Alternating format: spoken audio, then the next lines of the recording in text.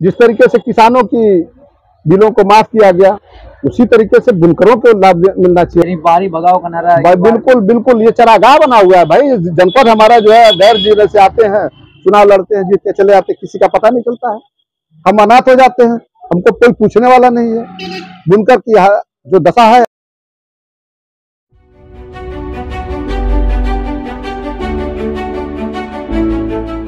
अस्सलामुअलैकुम, आदाब। मैं हूं अफसार आलम शहबानी और आप देख रहे हैं हमारा यूट्यूब चैनल।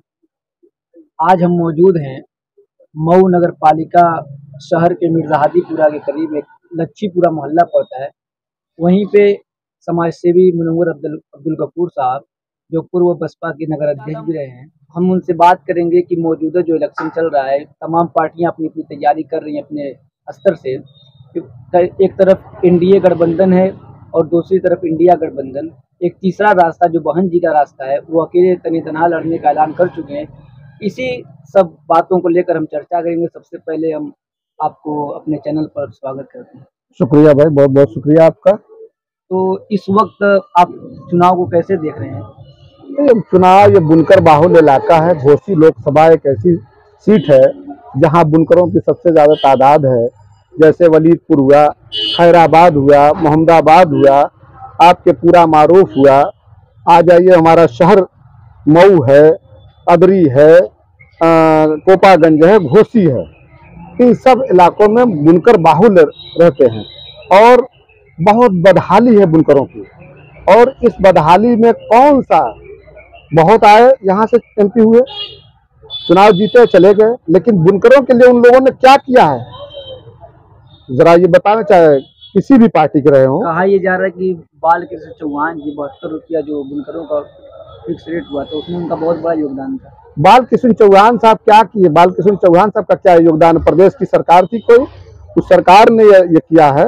लेकिन उसके बाद भी दूसरी सरकारें आई और चली गई, लेकिन बुनकरों के लिए कुछ भी इन लोगों ने नहीं किया।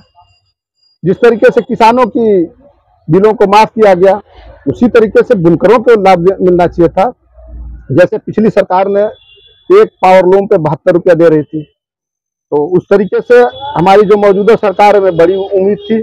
हमारे जनपद के मंत्री माननीय के शर्मा जी साहब हैं, उनसे हमने अपना वफद लेकर के गए और जाकर के अपने गुहार लगाई, मेमोरेंडम दिया। हमने कहा कि बुनकरों के मसाइल को हल कीजिए, लेकिन कुछ भी नहीं हुआ। कुछ दिन पहले हमने यहाँ मऊ में देखा कि मेरठ से आए हुए थे एक विधायक और कुछ लोग, उसमें मैं भी था, और बुनकरों का एक सम्मेलन हुआ, ठाए सब फीस।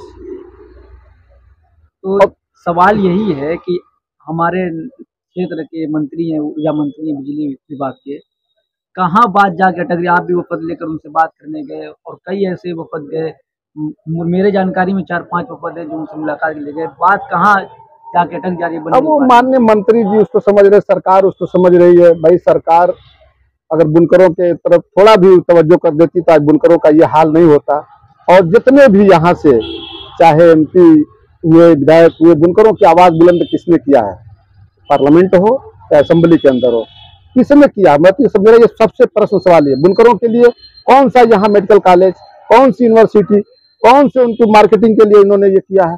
किसने बनवाया? बता दें जरा, मैं तो पूछ रहा हूँ। हमारी यही मांग है कि भाई यहाँ बुनकरों के लिए जो एक मार्केटिंग तय होनी चाहिए, बननी चाहिए। और लेकिन यहाँ कहीं कुछ नहीं है बुनकरों के लिए। हम बुनकर हैं, हम मजदूरी का काम करते हैं। हमारे घरों में 4-4 लोग लगते हैं तो एक साड़ी तैयार होती है। और बुनकरों की हालत ये है कि एक कमरे के अंदर वो लूम चलाता है, अपने बच्चों को उसी में खाना बनाता है, उसी में सोते हैं। ये हालत, ये बदहाली की हालत है। अगर किसान अनाज पैदा करके हमको देता है, तो बुनकर तन ढाकने का भी काम करता है। आपको हमारी क्या ये आप मानते हैं कि हमारा अलमिया रहा है कि हम सिर्फ और सिर्फ बीजेपी को हराने के लिए वोट देते हैं? हमारे कुछ शरायत नहीं होते, हमारे कुछ मुद्दे नहीं होते। अगर हम भी किसी मुद्दे को लेकर किसी शर्फिया वोट करें तो शायद हमारा कुछ फायदा। हम किसी को हराने जिताने की बात यहाँ नहीं कर रहे। हमारा ये मकसद सिर्फ सीधा ये है कि जो बुनकर के हित में काम करेगा हम उसके लिए वोट करेंगे। लेकिन अब तक तो आप जैसा कि आप भी करें, किसी ने जीत करके जितनी भी एमपी विधायक या कोई भी रहा, उन्होंने काम नहीं किया है। कुछ नहीं, तो इस चुनाव में मुद्दे क्या रहेंगे बुनकर के, क्या देख कर वोट करेंगे? अब बुनकर खुद समझे, बुनकर के बेटे नहीं, को, आप बुनकर का बेटा लड़ रहा है तो बुनकर के बेटे को चुनाव में जितावे। तो बुनकर का नेता तो भाई हमारी पार्टी से पूरा प्रयास है, कर रहे हैं। बहन जी ने अगर नजर इनायत कर दिया हमारे बुनकर के बेटे के ऊपर, तो मुझे उम्मीद है कि घोसी लोकसभा से बुनकर का बेटा लड़ेगा और हम लोग उसको जिताएंगे। कहा जा रहा है कि कहीं ना कहीं बीजेपी को फायदा हो जाएगा अगर मुस्लिम कैंडिडेट हो जाएगा। इस तरीके का देखिए डरवाने धमकाने वाली बात नहीं करनी चाहिए। ये तो चुनाव में वोट लेने के लिए जो है हमेशा ये खड़ा करते कि बीजेपी ऐसे करेगी, बीजेपी का फायदा हो जाएगा, ये लड़ जाएंगे वो लड़ जाएंगे तो बीजेपी का फायदा होगा। इस तरीके से नहीं करना चाहिए, मैं इसको नहीं मानता।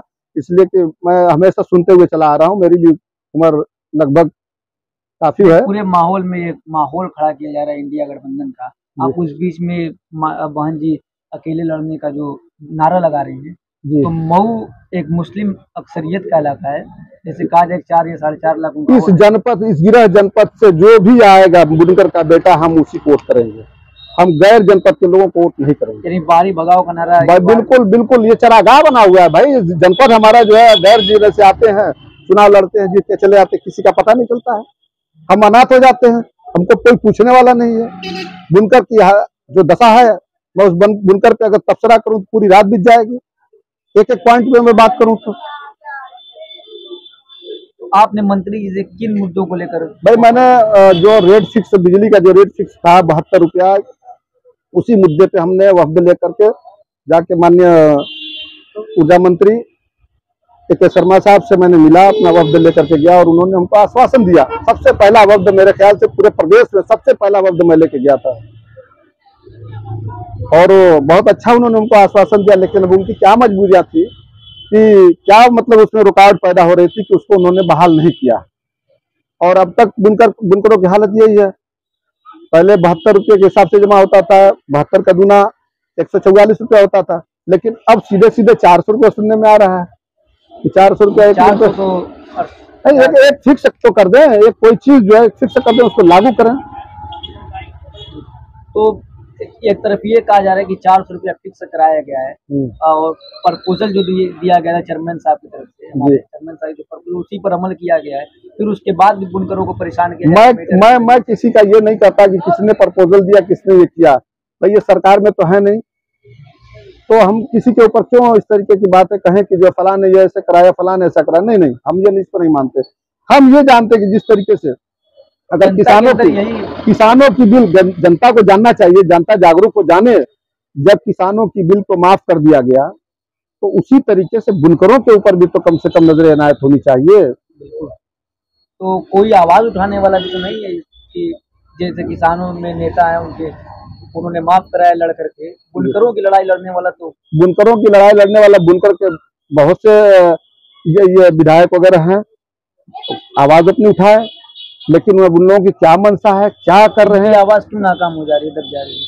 हम बटे हुए हैं, स्पष्ट बात है कि हम बटे हुए हैं। हम एक नुमाइश करके और उसके बाद किस हो जा रहे हैं। या ये कहा जाए कि हमारे नेता खुद हमारे साथ भीड़ दिखा। अरे साहब वही तो मैं कह रहा हूँ कि बटे हुए हैं, इसलिए हम नहीं कामयाब हो रहे हैं। सीधा सीधा सवाल ये, सरकार पर दबाव नहीं बन पा रहा है, बिल्कुल नहीं बन पा रहा है। जो विधायक हैं बुनकर के, जो विधायक है, क्यों नहीं असेंबली के अंदर आवाज उठाते हैं, क्यों नहीं अपनी बात को मनवाते हैं? क्या वजह है? मुंह में जबान नहीं है बुनकरों के इतनी बात करने की? मेन विपक्ष हम जी, विपक्ष का सबसे बड़ा अहम रोल होता है। सरकार सुनती है विपक्ष की बात को, लेकिन दम होना चाहिए, दम बिल्कुल नहीं है इन लोगों को। लोक लुभावन अब आ रहा है, चुनाव आएंगे, एक से आएंगे, बुनकरों के हित की बात करेंगे, लेकिन उसके बाद क्या हो? तो मेन मुद्दा यही रहेगा इस लोकसभा चुनाव में, बाहरी भगाव और हमारे बुनकर की बात करने वाला कोई नेता उन्हीं को। जी, बुनकर के हित में जो भी करेगा उसी को हम लोग जो है बिल्कुल वोट करें। और बाहरी तो सही बात है कि ये हमारा जिला जनपद जो हमारा है, खाली हम लोग बाहरी जीता। जैसे कल्पनाथ राय साहब के मरने के बाद ये बिल्कुल हमारा जनपद एकदम ये हो चुका है। कहीं एक किसी ने एमपी ने अगर बनवाया हो कोई कॉलेज, तो मैं पूछता हूँ बतावे, एक ईंट रखवाया हो तो बतावे। यहाँ तक कि बिल्डिंगों के ऊपर चूना तक नहीं पता जा पा रहा है। कल्पनाथ राय के मर जाने के बाद, स्वर्गीय कल्पनाथ राय के मर जाने के बाद सब एकदम अनाथ हो गया है। जो भी आया वही हुआ है।